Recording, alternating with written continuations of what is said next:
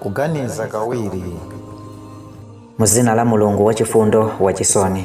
Kuganiza kawiri watu wa siku la lero tikufuna kuona kunena kuti kodi anthu amene akalowe ku jahannama azikakhala moyo otani. Kodi jahannama ndi chani?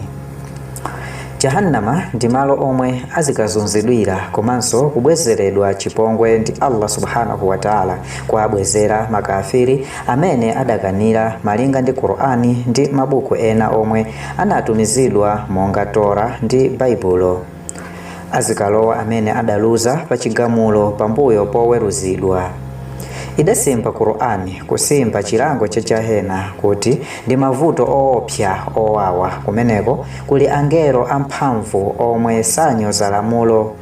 Watero Allah subhanahu wa ta'ala: ya ayyuhalladhina amanu qu anfusakum wa ahlikum nara waquduha an-nasu wal hijara alayha malaikatun ghiradun shidadun la ya'suna Allaha ma amarahum wa yaf'aluna ma yu'marun.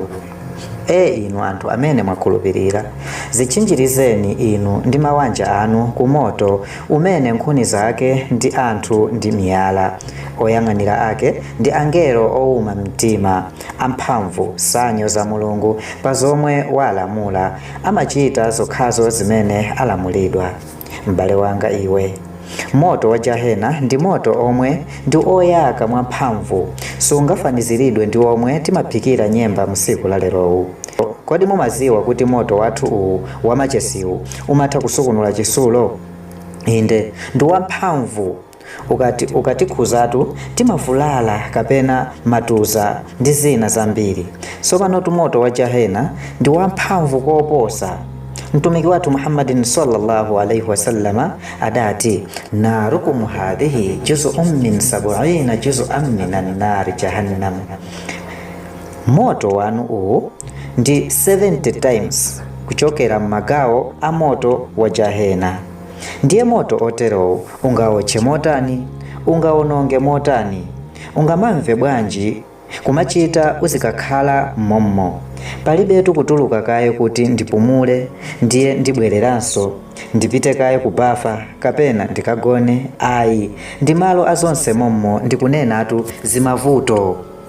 Mtumiki wathu olemekezeka Muhammadin sallallahu alayhi wasallama adayankhulanso kunena kuti yu'ta bi jahannama yawma idhin laha 70,000 zaman ma kulli zamamin 70,000 malakun yajrunaha. Izabweresedwa jahena pa tsiku limeneli ndi zimacheni zokwanira 70,000.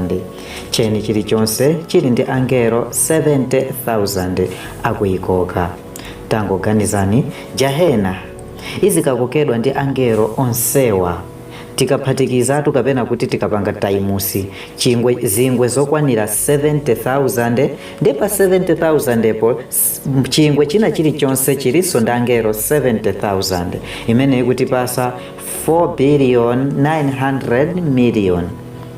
Cholinga chochulukira angelo watu nkukhala kuyilondera ndi kuyikoka chifukwa ndi yaukali kwambiri komanso yamphamvu. Ikamazabwera izizaziwa kuti ndikukapeza chakudya changa, ngati momwe Allah adanenera kuti azayifunsa jahena funso motere: yawma naqulu li jahannama halim la'at wa taqulu hal min mazid. Siku limene tizayifunsa jahannama, kodi wazaza?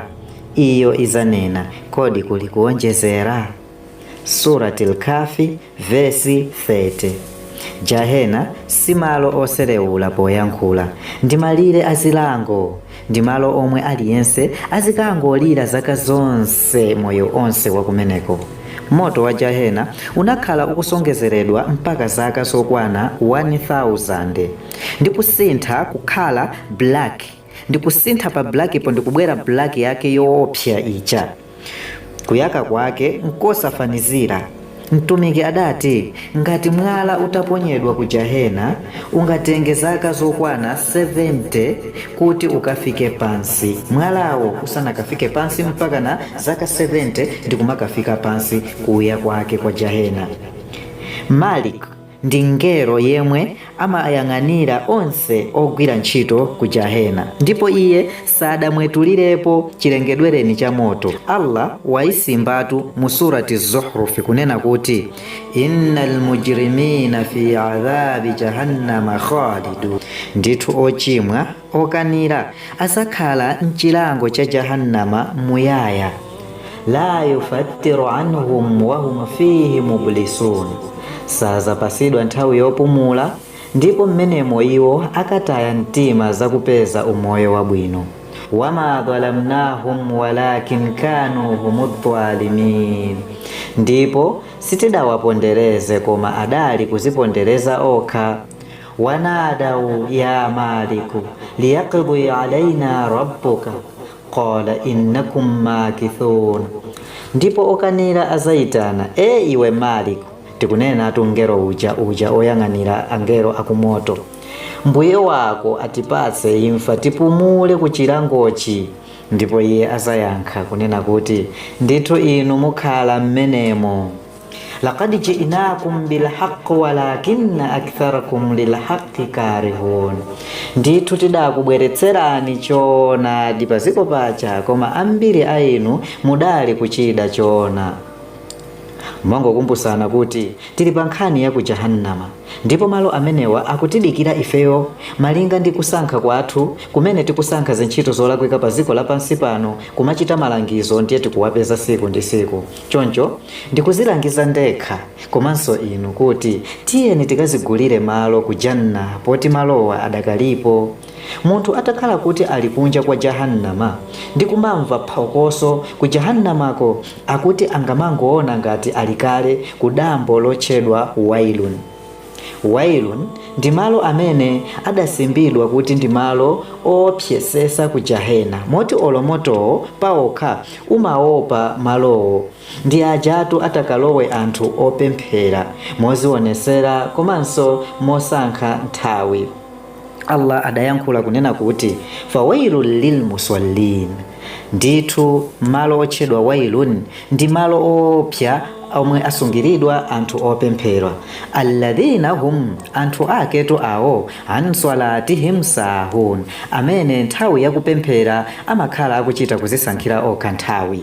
Walladhina hum yuraun, komanso amene amapita kukapemphera ndi cholinga choti akakumbukiridwe kuti ali mgulu la anthuwo kapena kuti kukazionesera.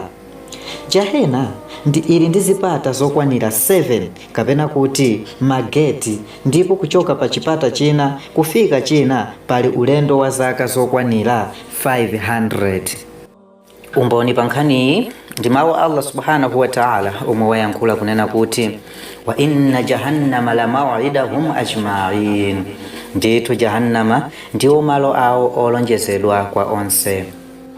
Laha sab'atun abwabin likulli babin minhum juz'un maqsum, ili ni makomo asanu ndi awiri, ndipo khomo lililonse lili ndi gawo logawidwa mwa iwo. Kodi makomo amenewa ndi ati? Mukumvera programu ya kuganiza kawiri. Khomo loyamba ndi jahannam, lachiwiri ndi ladha, lachitatu ndi saqar, lachinayi ndi hutama, lachisanu ndi jahim, ndipo lachisanu ndi choyamba ndi sair, ndipo lachisanu ndi chiwiri ndi hawiya. Malinga ndi nthawi sitilongosola zomwe zizikachitika mu khomo lina lililonse, koma insha Allah mapulogalamu osatirawo tizalongosola khomo ndi khomo ndi zilango zimene zikakhale kumeneko ndi cholinga choti tikhale anthu oganiza kawiri. Mulungu Allah subhanahu wa ta'ala wawakonzera anthu okanirawa akujahenawa chokudya chomwe anthuwa azikadya. Uwu ndi mtengo wa zakumi omwe misisi yake yachokera pansi penipeni pa jahannama. Ndipo Allah subhanahu wa ta'ala wanena mu Qur'ani yake olemekezeka surati Swafati kunena kuti adhalika khairun nuzulan am shajaratun zaqum, kodi zimenezo ndilo phwando labwino kapena mtengo wa zakumi owawa kwambiri omwe anthu akumoto azikadya. Inna ja'alnaha fitnatan lidh-dhalimin, ndithu ife mtengowu tidawupanga kukhala chilango cha anthu ochimwa. Innaha shajaratun takhruju fi aslil jahim, umenewu umatuluka pakati pa jahena, adaulenga kuchokera ku moto. Twaluha kaannahu ruusum shayatin, zipaso zake nzoyipa ngati mitu ya satana. Fa innahum laakiluna minha famaliuna minha albutun, ndithu iwo akadya mtengowo ndi kuzaza m'mimba zawo ndi zipaso zake, pakuti sakapeza chokudya china. Thumma inna lahum alaiha la shauban min hamim, komanso ndithu kuwawa kwa mtengowu kukasakanikirana ni madzi owira kwambiri kuza pa iwo. Imeneyo ndiye surati Swafati verse 62 mpaka na 67. Mu hadithi ina yomwe ikupezeka mu buku la Tirmidhi lidalongosola kunena kuti ngati dontho limodzi la mtengo umenewu litagwera pa dziko lapansi, ndiye kuti anthu onse angawonongeke, komanso zomwe amazidalira ngati zokudya zawo zingawonongeke zonse pano pa dziko lapansi. Ndiye munthu azikadya zimenezo eti chipatso chake chizikatokotesa matumbo onse, zonse nkumatulukira kukamwa kwake, koma palibe kuchitira mwina, chifukwa asikaona ngati afa ndi njala, kusowa zokudya mthupi mwawo, ngakhale chilungamo chake ndichoti sikukakhala kufa ku jahannama. Allah subhanahu wa ta'ala wayankhula mu Qur'ani yake yolemekezeka mu surati Ibrahim kunena kuti min waraihi jahannam wa yusqa min ma'in swadid, ndipo yemwe usogolo kwake jahannama ikumudikirira azamumwesa madzi amafinya otuluka m'matupi a anthu akumoto. Azakhala akumwa koma movutikira, ndipo ululu wa imfa uzawazera mbali zonse koma sazafa. Ndipo kuwonjezera apo pali chilango china cha ukali. Kuganiza kawiri 4 azapitiriza chikhalidwe cha ku jahannama.